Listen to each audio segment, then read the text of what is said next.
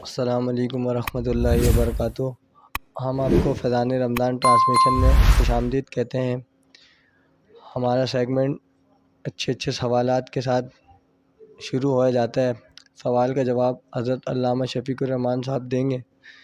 السلام علیکم ورحمۃ اللہ وبرکاتہ۔ وعلیکم السلام ورحمۃ اللہ وبرکاتہ۔ حضرت کیسے ہیں؟ ٹھیک ہے جی الحمدللہ، شکر مالک کا۔ حضرت، سوال یہ ہے سوشل میڈیا کے ذریعے کہ موبائل فون میں جو قرآنی آیات وغیرہ ہوتے ہیں اس کو وضو کے بغیر ہاتھ لگانا کیسا ہے؟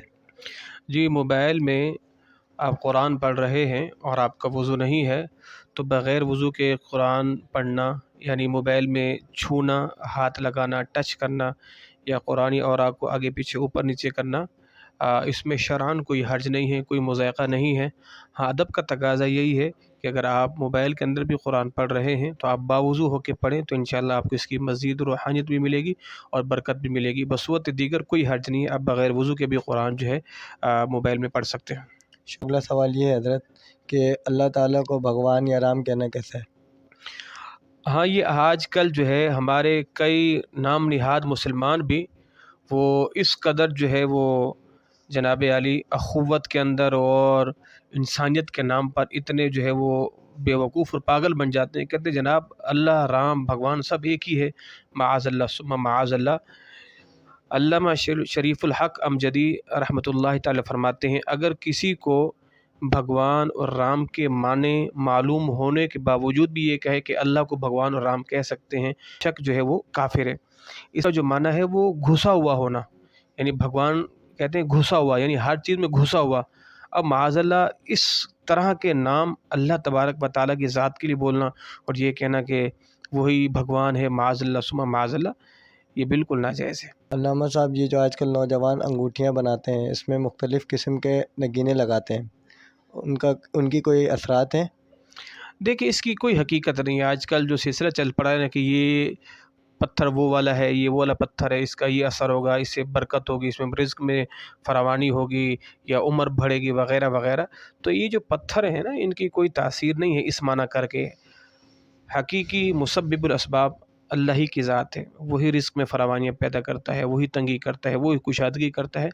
تو ان پر ہم اگر تکیہ کر کے بیٹھ جائیں کہ جناب اب میں نے وہ پتھر پہن لیا جس سے میں رزق میں بڑھوتری ہوگی، میرا رزق بڑھے گا، پھر ٹھیک ہے، اللہ خیر صلاح، ساری عبادات، سارے معاملات رب سے مانگنا، رب سے لو، سب چھوڑ چھاڑ کے بیٹھ جائیں اللہ کی پناہ، ان میں کوئی حقیقت نہیں ہے۔ ہمارا اگلا سوال یہ ہے کہ اگر جسم کے اندر اوپر چھپکلی اگر گر جائے تو نہانا ضروری ہے؟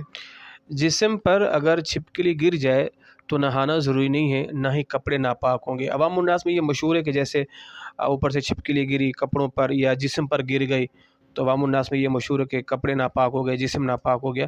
ایسا کچھ نہیں ہے، کپڑے بھی پاک ہیں، جسم بھی پاک ہے اور نہانے کی کوئی حاجت بھی نہیں ہے۔ ہمارا اگلا سوال یہ ہے علامہ صاحب کہ کیا جمعہ کے دن کپڑے دھو سکتے ہیں؟ ہاں، عوام الناس میں یہ بات مشہور ہے کہ جمعے کے دن کپڑے نہیں دھونے چاہیے وغیرہ وغیرہ، تو ایسا نہیں ہے، بالکل جمعے کے دن کپڑے دھو سکتے ہیں۔ اور میں آپ کو بڑے مزے کی بات یہ بتاؤں، بالخصوص جیسا ہمارا تعلق الحمدللہ دین سے ہے، یعنی دین کے طالب علم ہیں، ہماری جو زندگیاں گزر گئی ہیں وہ جمعے کے دن کپڑے دھوتے ہوئے۔ مدارس کے اندر جتنے بھی طلباء ہیں، علماء ہیں، اب ان سے پوچھیں تو سبھی علماء طلباء جمعے کے دن ہی کپڑے دھوتے رہیں۔ تو عوام الناس میں ویسی یہ بات مشہور ہے، سائل نے سوال کیا تو آپ نے جواب اس کا حاصل کر لیا ہے، تو جمعے کے دن بالکل کپڑے دھو سکتے ہیں۔ سوال یہ ہے کیا رومال کا سترہ ہونا ضروری ہے؟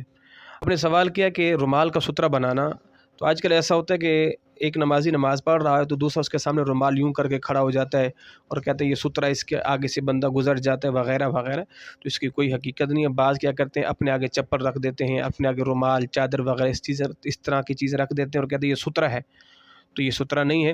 سترہ کی جو مقدار ہے اس کی لمبائی 1 ہاتھ ہے، اس کی چوڑائی 1 انگلی کے برابر ہے۔ اگر اس مقدار کی کوئی چیز نمازی کے آگے رکھ دی جائے یا گھاڑ دی جائے تو پھر وہ سترہ ہے، شرعی معنی میں، حقیقی معنی میں، پھر اس کے سامنے سے کوئی شخص گزر سکتا ہے۔ اگلا سوال یہ ہے کیا دودھ پیتے بچوں کے جوٹھے پانی پی سکتے ہیں؟ جی بالکل پی سکتے ہیں، دودھ پیتا بچہ اگر اس کا جھوٹا ہے تو بالکل پاک ہے۔ اور اسی طرح عوام الناس میں یہ بھی مشہور ہے کہ دودھ پیتا بچہ اگر الٹی کر دے تو عوام الناس میں یہ مشہور ہے کہ اس کی الٹی سے کپڑے ناپاک نہیں ہوتے، ایسا نہیں ہے، اس کے الٹی سے کپڑے بھی ناپاک ہوتے ہیں، اور اگر وہ پیشاب کر دے تو اس کے پیشاب سے بھی کپڑے ناپاک ہو جاتے ہیں۔ علامہ صاحب، سنت اور نفل घर पे अदा करना अफजल है या मस्जिद में? जी, सुन्नत नवाफिल इनको घर पर अदा करना अफजल है, मगर उसकी एक सूरत है कि उस वक्त के जब आप घर में खुशू खुदू के साथ नवाफिल सुन्नतें पढ़ सकेंगे तो घर में पढ़ना अदा करना अफजल है। अल्लाह के रसूल का फरमान भी है कि अपने घर को कब्रिस्तान ना बनाओ। तो इससे ये होगा, आप घर में नवाफिल पढ़ोगे तो बच्चे आपको देखेंगे, उन्हें भी नमाज का ज़ौक़ और शौक़ पैदा होगा। अगर घर में ऐसा माहौल नहीं है तो फिर बेहतर ये कि आप मस्जिद के अंदर ही नवाफिल पढ़ें, मस्जिद के अंदर ही सुन्नतें पढ़ें आप। अगला सवाल ये है अल्लामा साहब कि अल्लाह ताला को ऊपर वाला कहना कैसे है? अल्लाह तबारक व तआला को ऊपर वाला कहना ये बिल्कुल जायज़ नहीं है। अवामुन्नास तो कह देती है कम इल्मी की बुनियाद पर कि ऊपर जो बैठा हुआ है ऊपर वाला, या ऊपर वाला जो चाहेगा करेगा।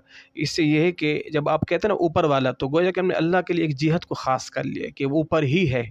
माज़अल्लाह सुम्मा माज़अल्लाह, ऐसा नहीं है। अल्लाह तबारक व तआला के लिए लफ्ज़ ऊपर वाला कहना, ऊपर बैठा हुआ है, ऊपर वाला जो चाहेगा वग़ैरह वग़ैरह, इस तरह के जुमले अल्लाह तबारक व तआला की ज़ात के लिए बोलना मुनासिब नहीं है। हमारा अगला सवाल ये है कि क्या ख़वातीन मेकअप करके नमाज़ पढ़ सकती हैं? जी बिल्कुल, ख़वातीन मेकअप करके नमाज़ पढ़ सकती हैं, इसमें कोई हर्ज नहीं है। और अगर ख़वातीन ने नेल पॉलिश वग़ैरह इस्तेमाल की है और नेल पॉलिश जो है वो पानी को नाख़ून की जिल्द तक पहुँचने नहीं देती, तो इस सूरत में अगर नेल पॉलिश लगाई फिर वज़ू किया तो पानी नहीं पहुँचेगा, जब पानी नहीं पहुँचेगा तो वज़ू नहीं, जब वज़ू नहीं तो नमाज़ नहीं। बसूरत दीगर अगर इस तरह की कोई चीज़ नहीं है, सिर्फ मेकअप किया है, क्रीम वग़ैरह जो भी चीज़ें होती हैं ख़वातीन की, वो अगर इस्तेमाल की हैं तो नमाज़ पढ़ सकती हैं। अल्लामा साहब अगला सवाल ये है कि नमाज जनाज़ा के इख्तिताम पर दोनों हाथ किस वक्त खोला जाए?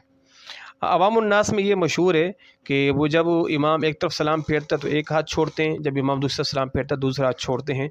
तो दुरुस्त तरीका ये कि इमाम ने जैसे कहा अस्सलामु अलैकुम, लफ्ज़ अस्सलाम इमाम के कहते ही दोनों हाथों को छोड़ देना चाहिए कि एक सलाम पर एक हाथ, दूसरे सलाम पर दूसरा हाथ, ये दुरुस्त नहीं है। जब इमाम ने कहा अस्सलामु अलैकुम, जब सलाम हो गया, इमाम बाहर आ गया, तो अब हाथ बांधने की, हाथ को रखने की कोई हाजत ही नहीं है।